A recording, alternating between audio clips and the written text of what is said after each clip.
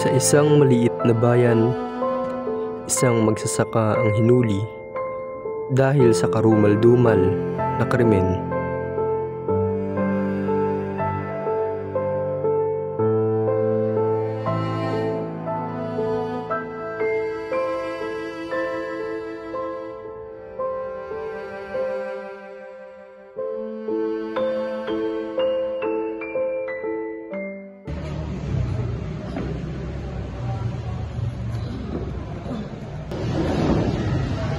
Tataswelo, ang ginagawa pinatay ng sikat na kabayasang tao.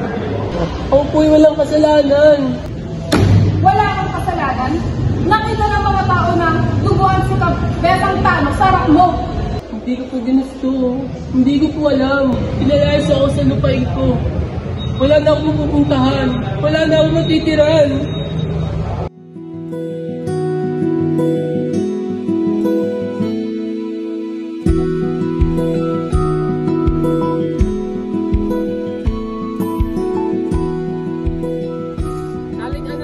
Paparoon muna ako sa bukid.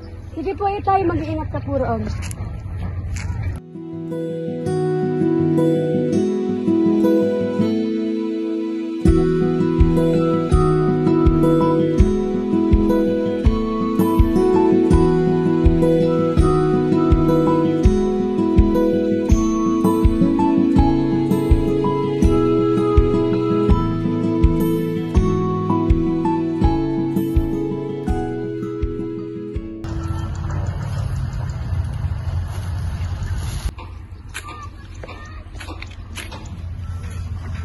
Tataswelo, oras mo na para umalis.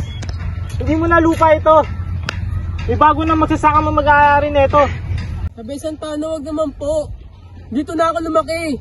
Dito na ako naghirap. Paano na ang aking pamilya? Di ko na problema yan. Problema mo yan. Ayoko nakakarin ng reklamo, ha. At kaya mo sa pinatay? Hindi ko po ginusto. Ako'y nagmamaawa lang. Pero hindi niya ako pinakinggan. At ano nangyari pagkatapos mong makiusap? Sinaktan niya po ako. Pinagtulakan. Pinagsabi ako walang silbi. Pinaramdam niya po sa akin na parang hayop. Na parang hayop na pinagtatabuyan.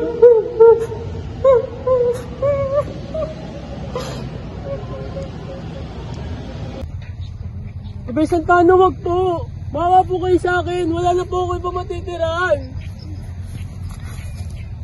Na, matanda ka rin naman eh. Bago na magsasaka rin naman dito eh.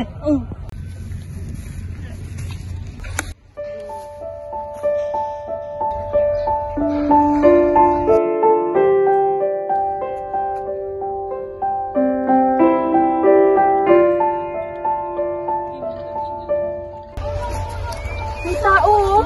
Si Kabesang Tano? Si Kabesang Tano nga. Si Kabesang Tano ba yan? Ano siya nga? Ano nangyari?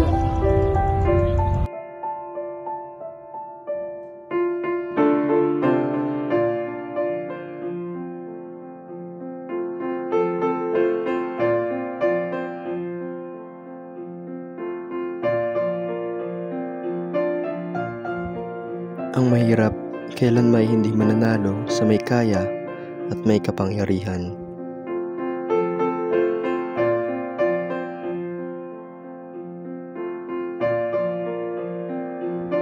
Sa isang malawak na bukirin, wala na si Tataswelo, wala na rin ang kanyang lupain.